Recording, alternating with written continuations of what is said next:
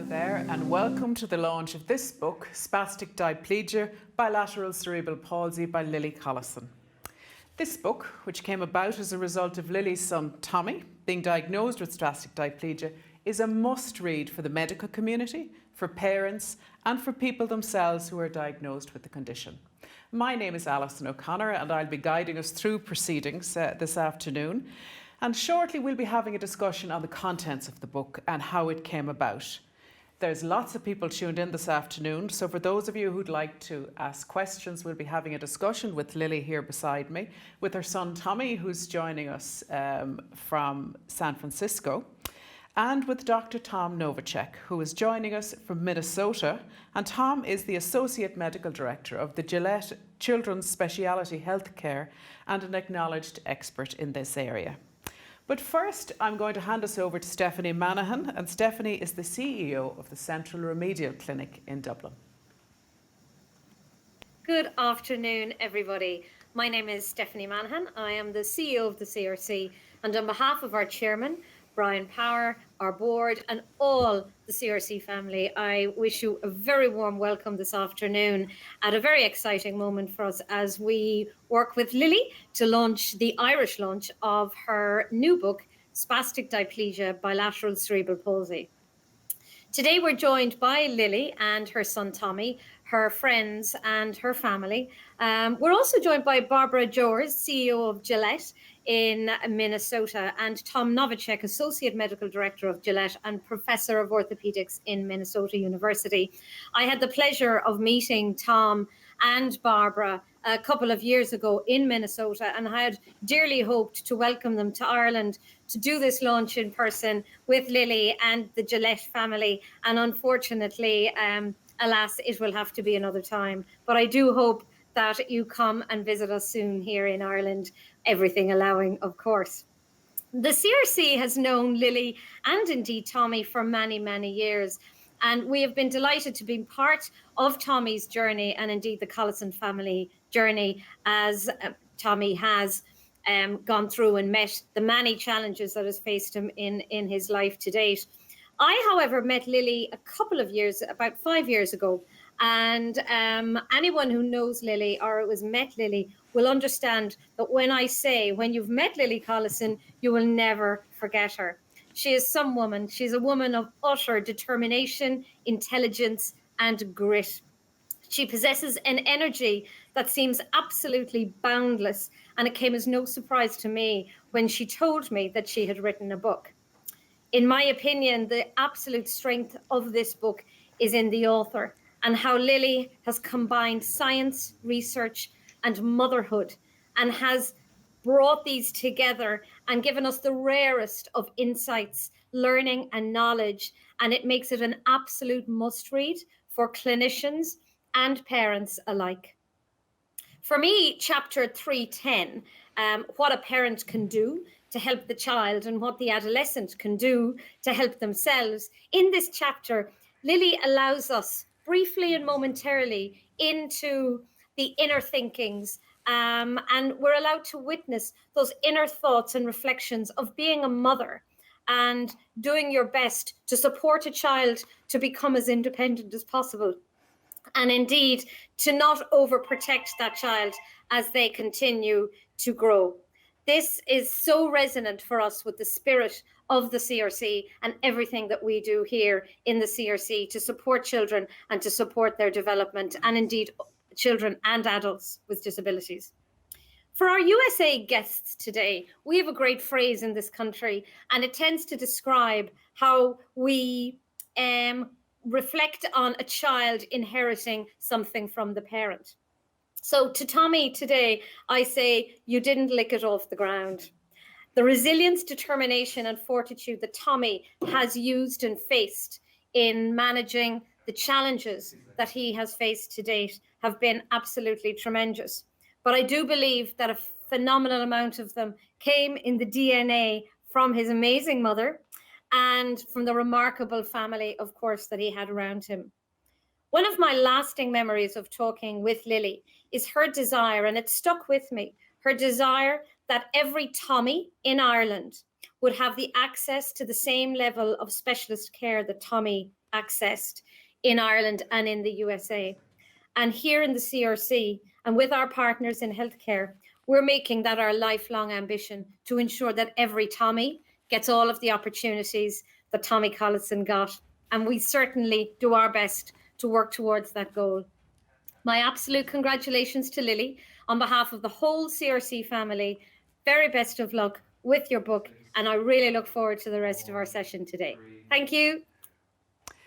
Thank you very much, Stephanie. And we're going to go over now to the aforementioned Barbara Jowers, who is President and CEO of Gillette Children's Specialty Healthcare. Barbara. Good afternoon. Thank you, Alison, Stephanie, and others for this great opportunity to join you, although I do wish I was in Ireland. But I come to you today from Minnesota's capital city of St. Paul, where Gillette Children's Specialty Healthcare is headquartered. Gillette has provided exceptional care through the service of thousands of talented staff for over 120 years. We focus on children who have complex and rare traumatic conditions that began in childhood. So for the families that we serve at Gillette, we, like your home institution, provide hope, independence, and try to bring a world of possibilities to each patient so that they realize their personal goals to reach their full potential. In current times, we're fortunate enough to serve patients from across the globe, partnering with families near and far with extreme gratitude for the trust that they place in us. And all of the staff were incredibly talented and committed to Tommy and all of those he represents today. For those who need us, though, the journey to get to Gillette is not always an easy one. We want to enable more parents, patients, and providers to help educate others as they navigate their journey, whether they're at the beginning, their diagnosis, or somewhere down that path.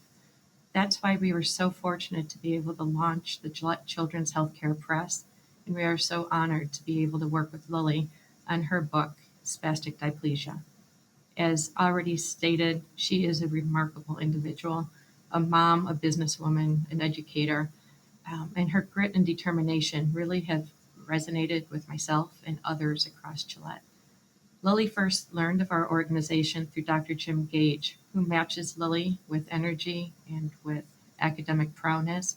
He is the founder and namesake of our Gait in Motion Lab, and she and her family have become a friend not only to Dr. Gage and with Tom, who's with us today, but so many at Gillette, as they've taught us along the way as well. So drawing upon her expertise and Tommy putting his story out there, I have no doubt today that today's forum will be just as it's been with us with the Collison journey, and an absolute pleasure. So I thank you again for the opportunity. I look forward to meeting you all in person. And congratulations again, Lily. Thank you. Thank you very much, Barbara. And I like that, the Collison journey. I imagine you mightn't know Lily from one day to the next where you might end up with the Collison journey. So I'm going to properly introduce you all now to Lily, who's sitting here beside me, the author of Spastic Diplegia, Bilateral Cerebral Palsy. And the book is published by Gillette Healthcare Press. Lily holds a primary degree in science from Trinity College Dublin and a master's in science from University College Dublin. During her career, she has worked in various positions in industry and education. Now, unlike Stephanie and Barbara, Lily is much more recently known to me, but I'm already getting that sense, that powerhouse sense, and that sense that if you want a job done, you should give it to Lily Collison. So Lily's going to kick off her participation now by reading an extract from the book. Lily. Thanks, Alison.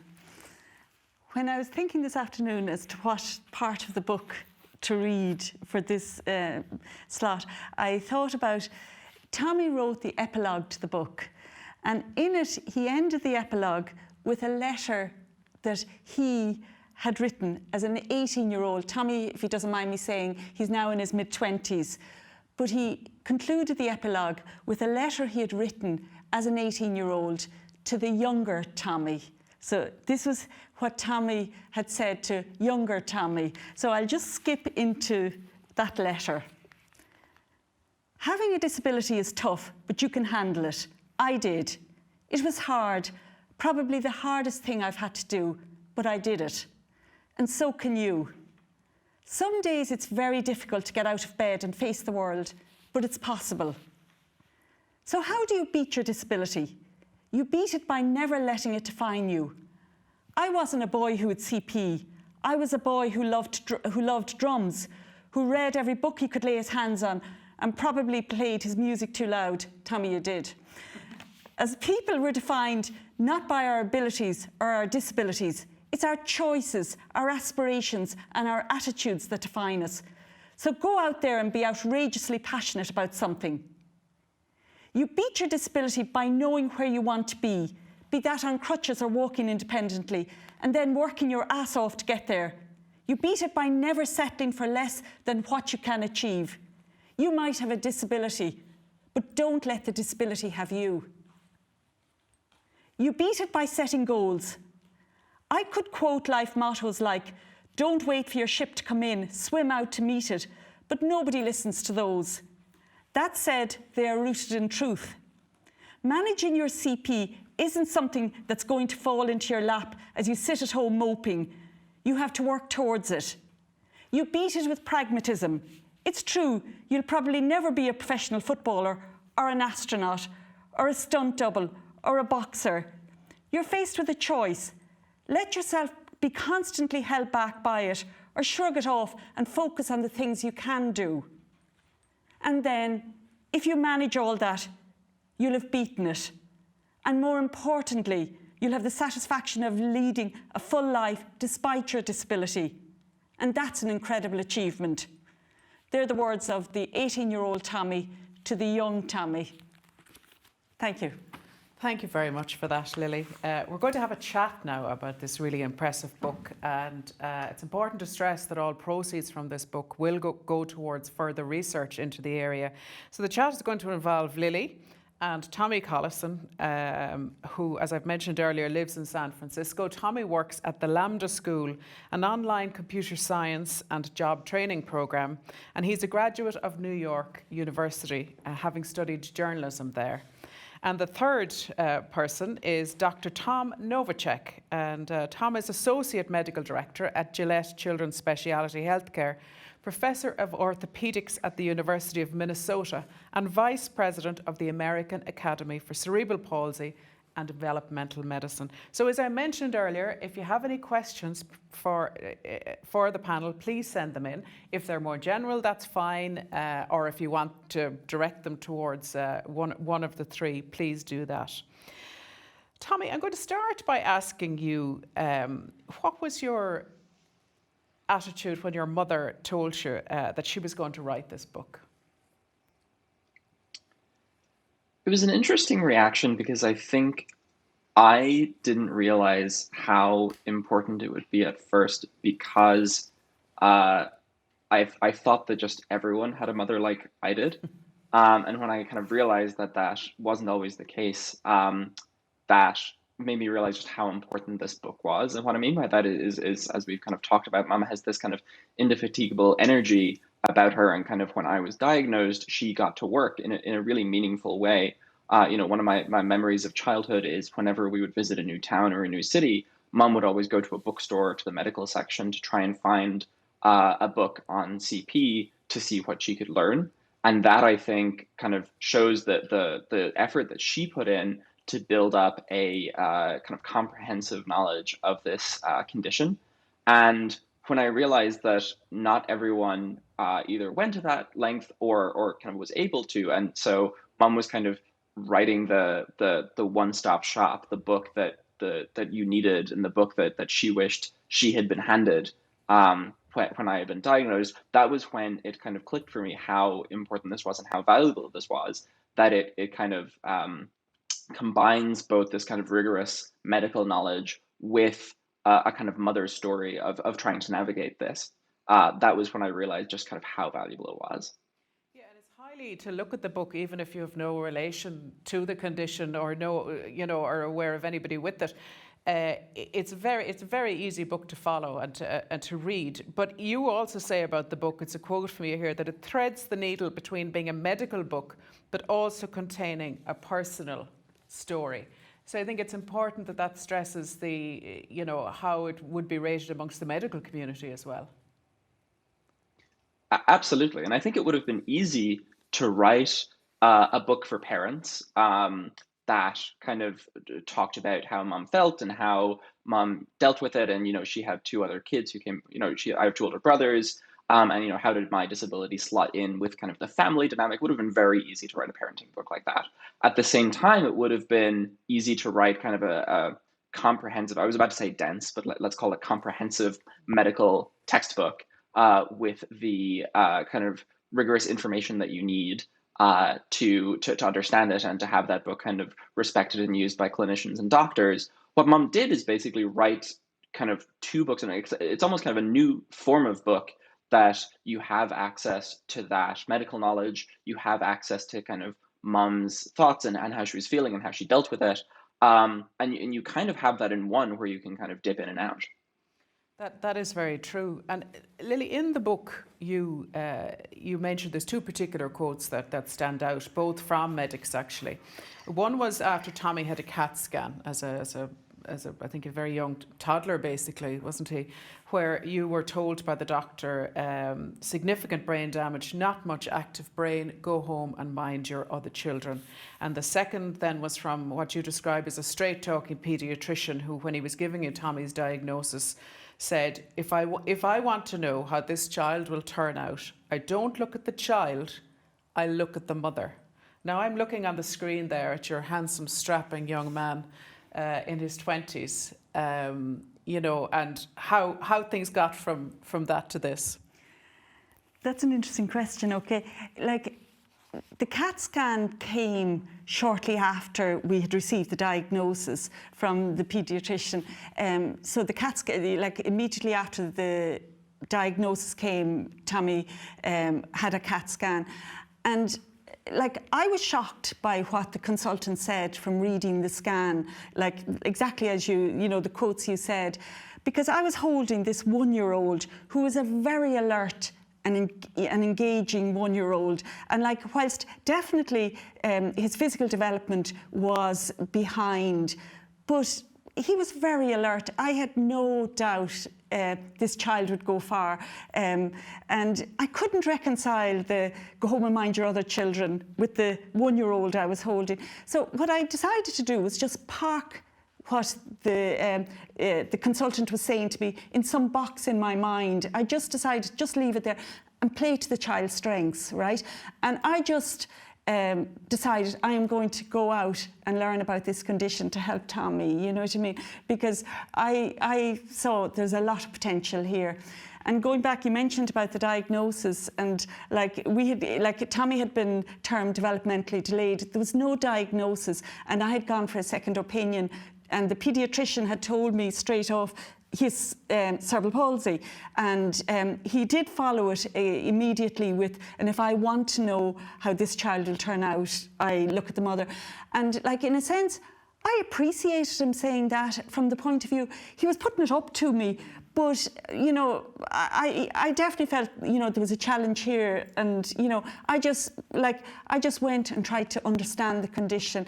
And like, it was that lack of, like, the pain of actually not understanding the condition. And like, obviously Tommy's diagnosis came when he was 1. And, you might say, well, what's so complex about it? Spastic diplegia, like, is unusual in the sense that it's caused by brain damage, and the brain damage might happen during pregnancy, at birth, or in the immediate aftermath of birth. But the effects of the brain damage evolve with time. So even though the brain damage is a finite event, happens sometime around, sort of before, at, or immediately after birth, the effects of it develop with time. It's like a case of, there's an ad that was on Irish television, just add time, I don't know whether you remember it. You do, yeah. But so the effects, so like, the effects of spastic diplegia evolve with time, and that's why in the early years I found it quite complex. And this is the book I just wish I'd had to try and understand Tommy's condition and how I could best help him. And I don't think there's anyone that could doubt but that you took up the challenge thrown down to you by that straight-talking paediatrician. And I'm going to bring in Dr. Tom Novacheck now. Tom, you write yourself at the start of the book how you were sceptical about the idea of a book like this. Well, the book certainly turned out exceeding all of my possible dreams. I couldn't agree more with what Tommy said about it, that it really was two different books written in parallel. And my concern at the outset was that it would be somehow something in between, something for parents and families, for people with the condition, and, something that doesn't really provide something of benefit to healthcare providers. But by weaving the stories of the individual people together with the sound medical background that comes from Lily's research and her background in science, she really did hit both marks with one book. And that was the amazing thing about it for me, but it was the thing that I was concerned about at the outset. Now, you're an orthopedic surgeon and you specialise in cerebral palsy care. And to some people outside, they mightn't realise, that it's very, as Lily has said, it's a bit like saying it's cancer in a general way rather than specialising. So why in particular does it matter that this book specialises in spastic diplegia? Well, spastic diplegia is a very complex condition. The spectrum of cerebral palsy overall is extremely immense, with various manifestations depending upon the part of the brain that's affected, the severity of the effect, the etiology. So in the end, the manifestation for each individual person is different, and spastic diplegia is unique. Having said that, the problems that a person experiences with spastic diplegia are really very, very complex. So, we can get into, talking about the primary neurological problems that are in effect. And then you look at myself and you say, well, why an orthopedic surgeon? You're not doing brain surgery. You can't operate on the central nervous system, and that's true. But the neurological problems lead to major problems with the way the body grows and develops. And as a result, the malalignments that I can treat are a significant component. But all these complexities really make it very difficult to understand, and therefore the need for specialization to be able to cipher through what are the major contributing factors to each individual person's problem. And how do you, when you might talk to us about what the treatments are, and then when you look at somebody of Tommy's age, how you measure the outcomes ultimately of how it's worked out? Yeah. The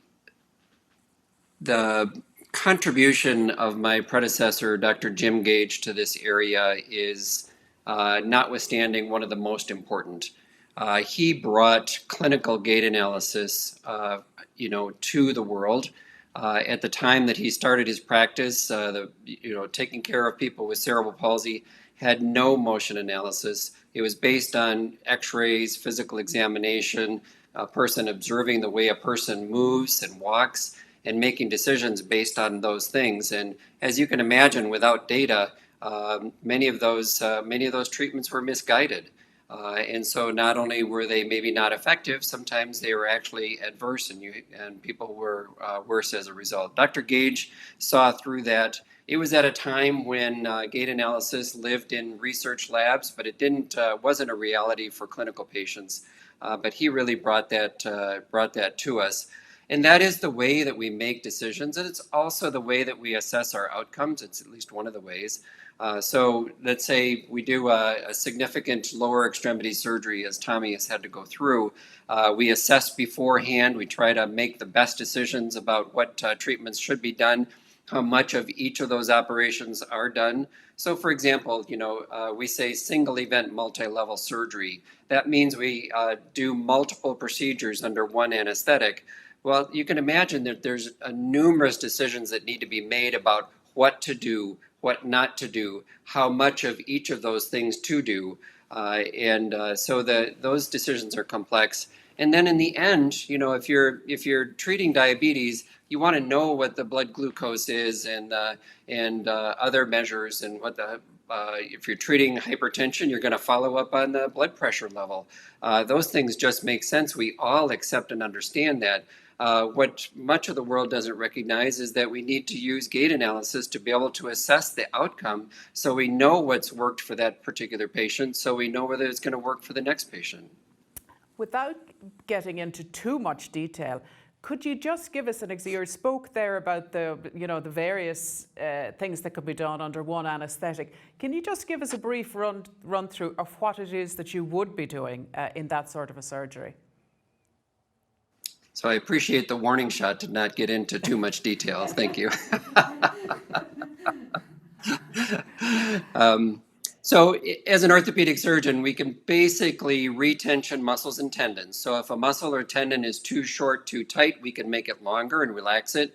If it's too elongated, we can make it shorter. And the other major thing that we do is to realign bone and joint structure. So you can then lump things into soft tissue surgeries, the muscles and tendons, and the bony surgeries. So realignment osteotomies are a big part of what we do. So if there's a twist malalignment of the femur, we can cut the bone, correct it, and realign it to normal. Same thing for the tibia. If the hip joint has an abnormality of growth, we can reconstruct it. Same for the knee. Okay, thank you. And that was, for non-medical people, that was very easily understood.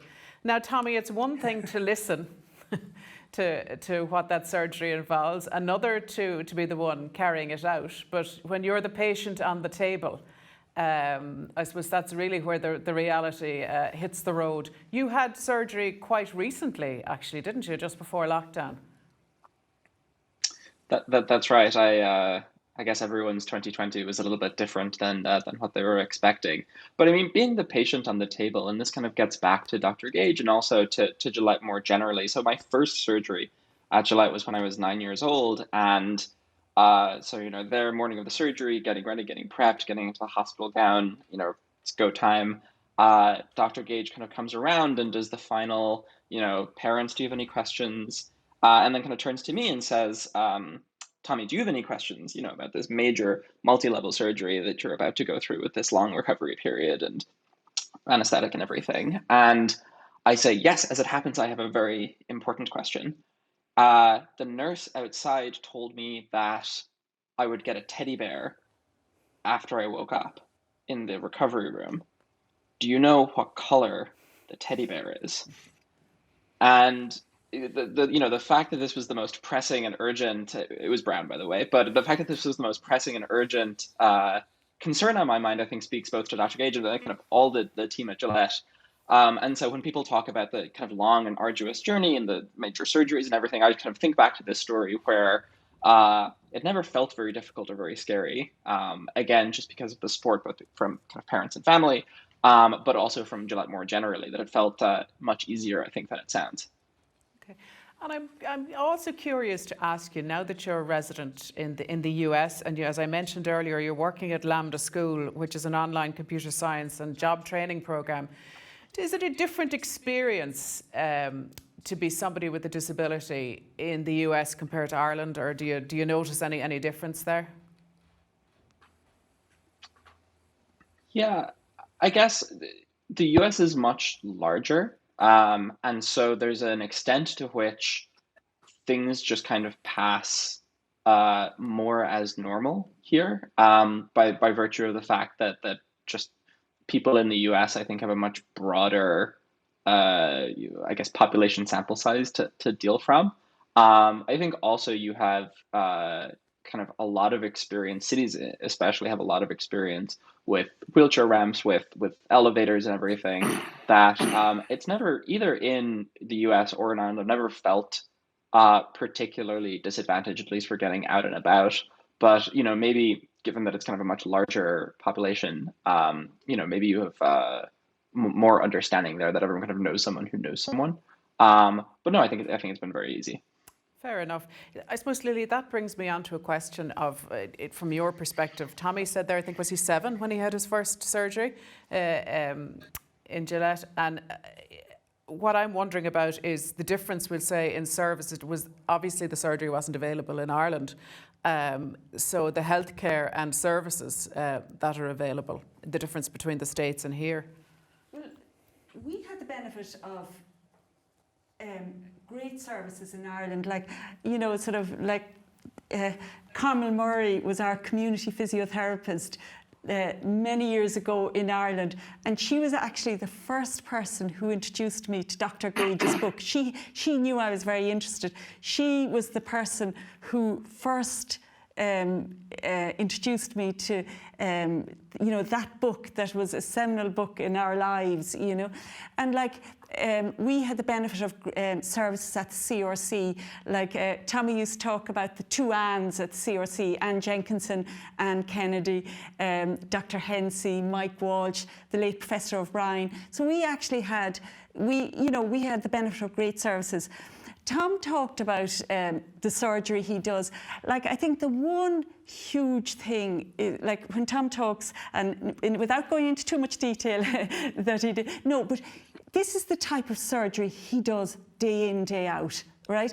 Like, he focuses on surgery in cerebral palsy, and I think that's a big difference. That there are like as he alluded to, it is very complex, you know, and trying to balance. Like when Tommy had surgery when he was age 9, he had surgery on his hips, his knees, his feet, all together, and like it was a very big surgery with a very long rehab, but it was all done in one go, right? So he had a big surgery. So all the corrections were done in one surgical sitting, right?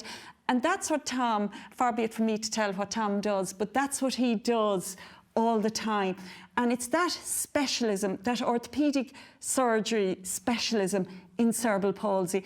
And it's like in Ireland, does it exist? Does well, it exist it's even like, now? you know, sort of in Ireland, cancer care strategy was, you know, creating centres of excellence. So like having sort of that focus on orthopaedic surgery in cerebral palsy, I think that's very important, where the likes of Tom is doing it and learning from each patient, you know, sort of doing this surgery day in, day out. That's very important.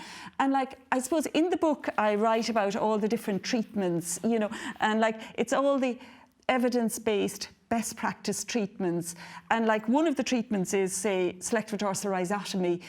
That sounds like a mouthful, SDR. It's a neurosurgery that is like Tommy, that's the surgery Tommy had this year.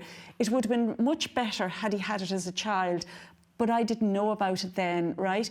And like nowadays, sort of eligible children in Ireland are able to go to the UK for this surgery. Now, it's a surgery, it's a very good surgery in spastic diplegia. Not for every child, but for you know, a lot of children do benefit from it.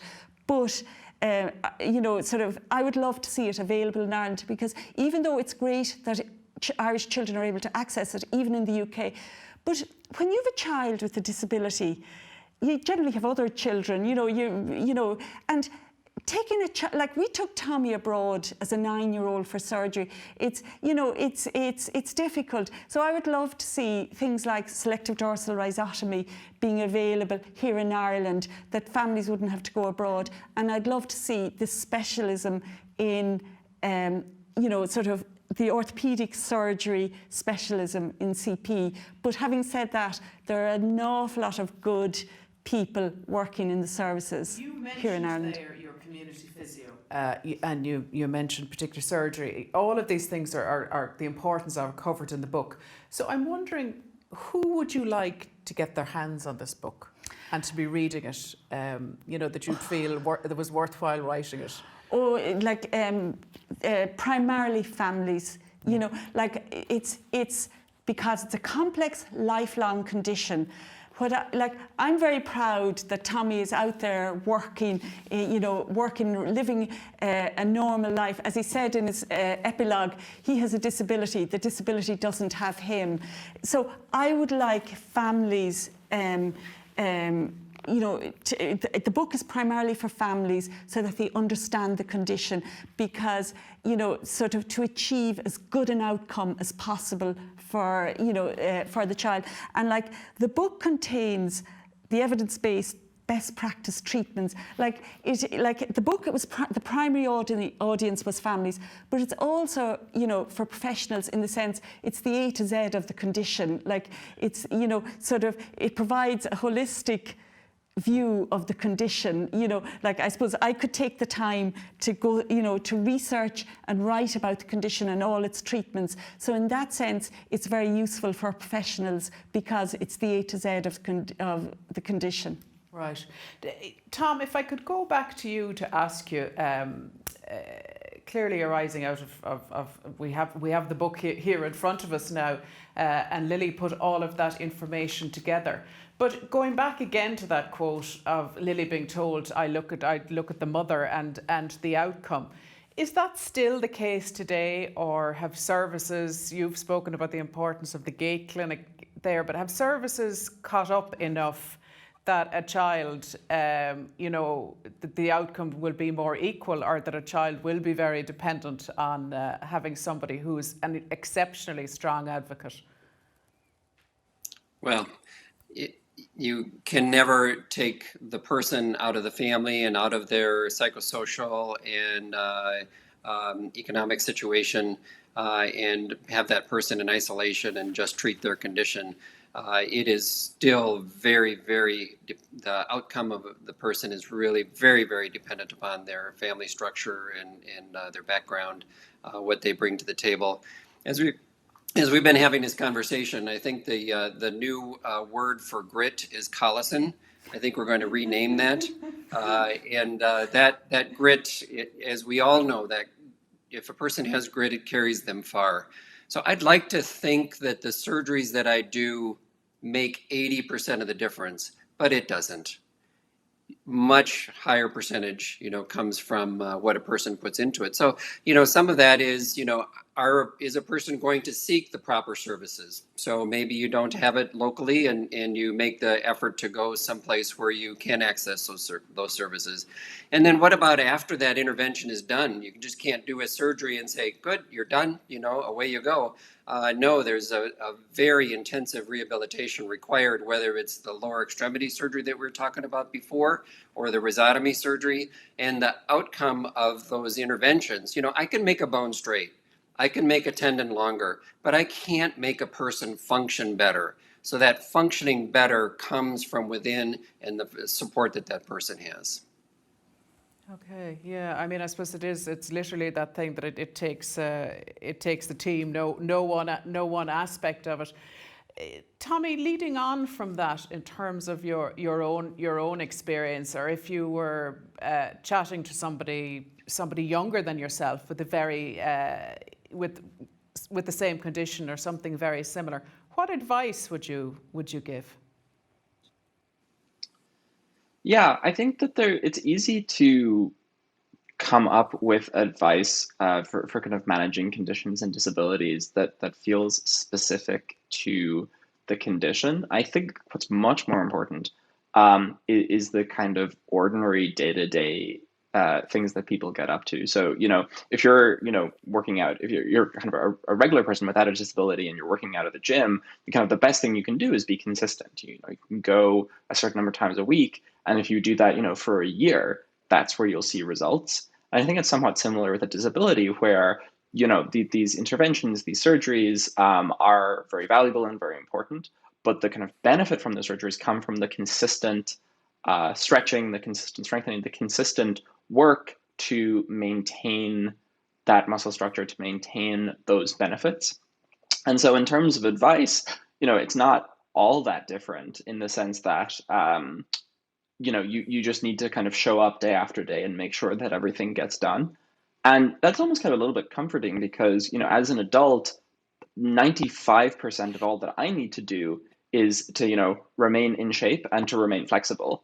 And that's kind of no different. You know, I have two older brothers who are a couple of years older, and that's essentially what they need to do to stay healthy. You know, they need to eat well, they need to work out, they need to, you know, make sure that they stay kind of flexible and strong and everything. And the fact that my kind of prognosis or my to-do list, as it were, to manage this condition doesn't actually look all that different to what other people have to do, I think just kind of underscores the importance of just kind of showing up day after day and just kind of being consistent with it. Okay, thank you, Tommy. It sort of brings me neatly along to a question that I had, Lily. I mean, there isn't an ounce or a screed of self-pity in what Tommy said to us there. As he said, what he said, that it's a condition that he has that doesn't have him. He gets on with his life. You have an extraordinary attitude and determination. The success of Tommy's life, and you have two older sons, Patrick and John, who are the founders of Stripe, who are clearly very high achieving. I mean, was it something in the water? How do you attribute, as Tom said earlier, the Collison grit? We were just an ordinary family like everybody else. Like, all parents want only the best for their children. Like, I suppose there were two areas we were always interested in, both my husband and myself. Like, it was the education and healthcare. Like, I remember a friend of ours who used to joke about, like, it's not that long ago since we dropped our 00 Volvo, right? That he used to joke, that the car did stop in the middle of the road, as Tom, you may not appreciate, our registrations are the year, so 2000, so it's not long since we dropped our 2000 Volvo. But our interest, we were really interested in investing was in education and in healthcare.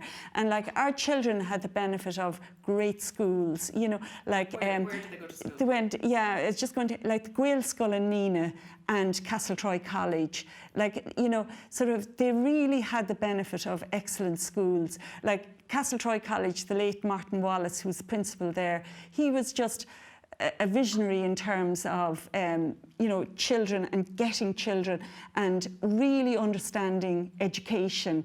And, so there was things like that. But even down to, the book, like, you could say, okay, you wrote a book. I couldn't have written the book on my own, right? Like, I wrote the book with the team at Gillette, so it was, like, without the editorial team, and like, they're listed on the front of the book, but without Tom, without Jean Stout, I couldn't have written, there would be no book, you know what I mean? Like, no matter what work I was prepared to do, without the involvement of Tom and without the involvement of all the editorial team, but particularly Tom and Jean, there wouldn't be a book. So, like, you could say, like, life is kind of, but life... Yeah, I do feel you're deflecting. It's important what you just said, but you're deflecting ever so slightly. But life is important in the sense that, you take, you create opportunity, and, okay, you can work hard at things, but you can get a lot of support, like in writing the book, like in like the children went to one, great school. So, it's... Okay, Tommy, I'll pass the same question over to you. I mean, I'm thinking that if I were related to the Collisons, you would just go along to family reunions feeling very self-conscious to have such a family of high achievers at the next table. What do you attribute it to? I mean, I think both Mum and Dad were very, to say very interested in us. It kind of sounds kind of sort of strange, but like, a couple of my memories was that if I had a question about something, how to, where do clouds come from, or kind of how does this car work? Like, both Mum and Dad were very patient, and this kind of gets back to the education thing that Mum was talking about, where it's not just great schools. Like, Mum and Dad were both very, very patient, where if I had that question, they would stop what they were doing and kind of explain it to us, and not in a kind of kid sort of way, but in a very kind of adult science sort of way. Even if we were kind of young kids, they were very, very patient with us, very, very willing to kind of just talk to us as adults and explain things to us. And so I think kind of part of those sorts of things, I mean, kind of at the end of the day, once you have, good health and kind of family, you've already kind of won, right? Everything else is kind of just kind of a bonus. But they were always kind of very, very patient with us, and always very, very just interested in what we were up to. And that kind of, goes through the entire family. So John and Patrick dropped out, and I finished college, which is no small point of pride on my part. But they were always even very, you know, what classes did you take last semester? What grades did you get? What are you going to take next semester? What are you interested in? Like, there was always like, both mom and dad, and even kind of my older brothers, they're just always very interested in what we were up to, and I feel kind of very, very lucky about that. I'm glad you got that tiny bit of needle in. Otherwise, it would all just seem too much like the Swiss Family Robinson for reality. So I'm presuming it's not a coincidence then that the three of you are living in the same city.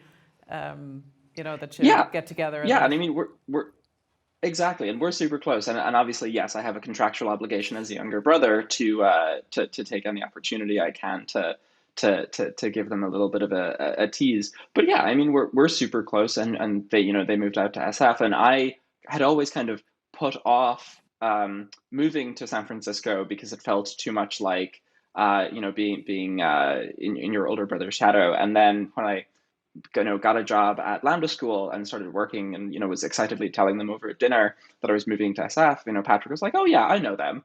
And it's like, you can never really escape your older siblings. But I mean, the fact that we're all kind of super close is kind of super valuable, and it's kind of, you know, a wonderful kind of part of my life.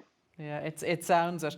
Tom, there's a question here that in a way is for Lily, but I'm going to ask it from the doctor's point of view to you first, where it's saying that surgery, one particular that we were mentioning earlier about hips, feet, knees, all at the one time, you know, that it's a very scary prospect to be presenting to a parent that this is what's going to happen to their child, you know, and that how you know, does a parent need to be convinced? Is you know, are the success rates high? It's even as a parent myself listening, if you thought your child was going to undergo that sort of surgery and for that length of time. Yeah, it's daunting, and I think it gets back to the educational process. You know, these surgeries are seldom popped onto someone at the last minute. It's a preparation process that starts very early. So, you know, once a diagnosis is made, you start coming in, and in the ideal world, seeing multiple specialists so that you can have access to the surgeon and to the physical therapists and also to the physiatrists, neurologists, neurosurgeons, so that you have the full spectrum of care. And then, you know, so if I'm following someone, I might have been seeing them since age 4, and that surgery isn't going to come until age 10. So you start talking about it early so that it isn't so daunting. And I think that, you know, the advantage that I have working at a place like Gillette that specializes in cerebral palsy care, patients and families can see that when they come in the door. They recognize that this is what we do. We do CP. And we know CP. And with that comes some level of confidence that this isn't the first time you've done some of these surgeries. I would just like to, you know, emphasize a little bit, maybe before I downplayed the potential impact of a surgery. So there's no question that the surgery that you do, if you do it right, makes a huge beneficial difference. But it's also equally true that if you do the surgery wrong or don't do a surgery that should be done, that there can be some really significant consequences. And we haven't talked really specifically about Tommy's particular circumstance, but when he was adolescent and having knee pain and not getting an answer when he was closer to home, if that wasn't treated well, he wouldn't be doing what he's doing today. So there's clearly a combination and a symbiotic relationship between what we can do and what the person and the family does for themselves. Thank you, Tom. I think that explains it really well. So from the parental point of view then, Lily, when your child, as Tommy talked earlier about being a 9-year-old and worrying about his teddy bear, as you would at that age, you know, and they're facing into surgery and theatre. It's funny when that question, when you were talking about that, I actually just looked up the book for the exact answer. You know, like when we brought Tommy, 9-year-old Tommy, and like we're talking about, like it'll soon be 20 years ago. You know, sorry, Tommy, I shouldn't be revealing your age, but going like, and this is really before the internet is, the resource it is today. So we were going abroad, and everybody thought we were mad, basically. But I don't know whether I was just so confident, and I sort of, in the book I wrote about why I was confident, and it literally was the logical explanation of the condition that I learned about at Gillette. I learned about from that book I talked about, Dr. Gage's book, the logical explanation of the condition, but also the specialism, and like this is literally what I've written in the book, the specialism in orthopedic surgery that was at Gillette, that Tom was doing these surgeries day in, day out, and a lot of people are probably, I'm probably older to remember, do you remember Yellow Pack in Quinsworth? You probably don't. You remember Yellow Pack? We have products that we call Yellow Pack, just generic products in a supermarket. And I remember thinking that orthopedic surgery at Gillette in CP was almost like Yellow Pack surgery because you had specialised in it. You were just doing it so much. And that's where excellence develops. It's where, no more than in cancer care in Ireland, excellence develops when it's being done all the time, right? Where the people are doing it all the time. And like, I can't overemphasize that, but also it was supported by research that, that there were outcome studies showing this group of 50 patients had this surgery. Here's their outcome. Are they functionally better? Are they, what's their quality of life? Looking at all the measures for this group of patients who underwent this surgery. So there were outcome studies. And finally, and I just say, the attitude of humility, care and respect for children with CP at Gillette was extraordinary. I visited a number of times in the intervening years, and that still hits me every time. The combination of world-class expertise and world-class care is amazing. And that's that's what bringing a 9-year-old. So while everybody was worried about us, we weren't worried. I wasn't at all worried. I felt I was in good hands. It's like today doing this. I don't have to worry about the technology at all. I know it's in good hands. So it felt like that being under, when Tommy was under Tom's care or Dr. Gage's care, I just knew I could sit back and, that it was all in very good hands. Gosh, that is an extraordinary testimony, isn't it? Yeah. To the level of care to be able to say that as a parent. Like even Tommy this year as a sorry, Tommy, I keep saying your age and I shouldn't be doing that. But Tommy, going into surgery this year. In fact, going into the surgery, I think he tried to pitch the anaesthetist to come and learn coding. Tommy can tell that story, to learn coding at Lambda School. If he ever got tired of being an anaesthetist, he could come and learn to code at Lambda School. But that was Tommy's level of concern going into a surgery, that he was trying to recruit a new student for Lambda School, as he's just about to go under the, but like, we have confidence. Quite clearly. And Tommy, would you echo that, that sense of that? Almost your mother makes it sound like a real sense of you're in really good hands, you're feeling safe. Exactly, a real sense they should always be trying to recruit students. No, but in reality, I mean, I sometimes say in Gillette that you feel like you're on a conveyor belt, and I can kind of imagine how that feels impersonal or seems like a bad thing.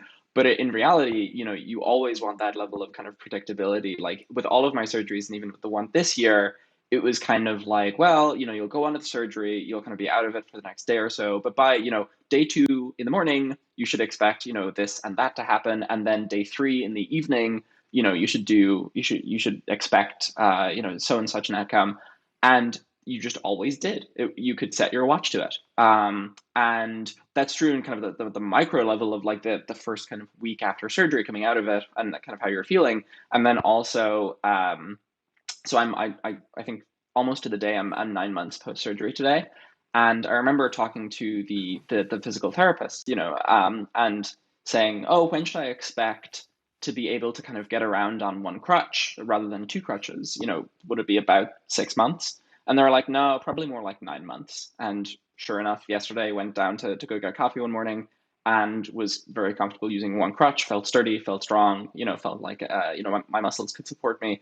And I kind of almost want to go back and email that PT and say, you were right. It wasn't 6 months. It was 9 months to a T. And that level of kind of predictability, and kind of having done that a couple times now, makes you so comfortable. Tom, this could probably be a whole other interview, but I'm fascinated. You don't generally hear people speak so glowingly about healthcare facilities, at least not in this country. It sounds like it could be a whole other interview, but is it in relation to what you're doing specifically, or a particular ethos, or? Yeah, that's a great question. I've been at Gillette since 1991. It's where I started my practice. It's where I will finish my practice. It is a place that fits for me, and it fits for me because it fits my patients. And I know that people there have a high level of caring. I don't have to worry that when I leave the hospital at the end of the day, that my patient, Tommy, somebody else who goes through a yellow pack surgery, who knew what that was before today. But they're going to be cared for. And getting to the other comment that Tommy made about the conveyor belt,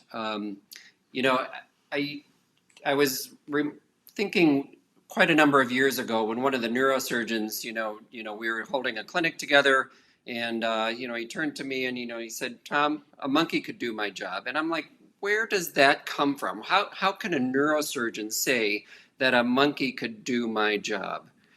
And the best that I can distill it down is that he feels so comfortable and confident in what he's asked to do and the level of training that he has and the exposure to patients that he has and the environment that he's working in, that he feels really, really comfortable, so comfortable that it's easy. And that is what I'm fortunate enough to experience at Gillette. It is what the hospital administration has worked hard at over 120 years to create that environment and to maintain that focus on this patient population, critically important. I'm actually really glad I asked, and I realised something popped into mind earlier. I was thinking as Tommy and Lily were explaining, I think about the surgery, the phrase, you could nearly do it with your eyes closed, but it felt inappropriate, but less so now having listened to you. Lily, do you have a perspective on that? We're close to wrapping up now. Yeah, no, what I was going to say is, you want, cerebral palsy is lifelong and there's no cure, right? But you want the treatment and the management of it to be at the limits of medical science, right? And it's the medical science of today, hopefully the medical science of tomorrow, with more research, the medical science of tomorrow will even be better. But you want, what I wish for Tommy and for all the Tommies is that their treatment is at the limits of medical science. It's not cured, it's not cured, but just that, treatment isn't limited by postal code, it's limited by medical science. And that's all you want for your child. And and that medical science isn't static. With more research, that medical science itself is advancing all the time. So that's, and that's what, I want for all the Tommies, is that the treatment is at the limits of today's medical science, not limited by postal code. That's a really good, I think, and positive note for us to finish on. And just to stress to people, the book is available. Here it is. Spastic Diplegia, Bilateral Cerebral Palsy. It's available in all the usual places, but most importantly, you can get it on any of the online platforms for only €5. So I think that makes it really accessible to everybody. So I would just like to thank our overseas participants, Tommy and Tom, and Stephanie and Barbara earlier, and most particularly to thank Lily very much and to wish her well with this book. And thanks to everyone for tuning in. Thank you, Alison.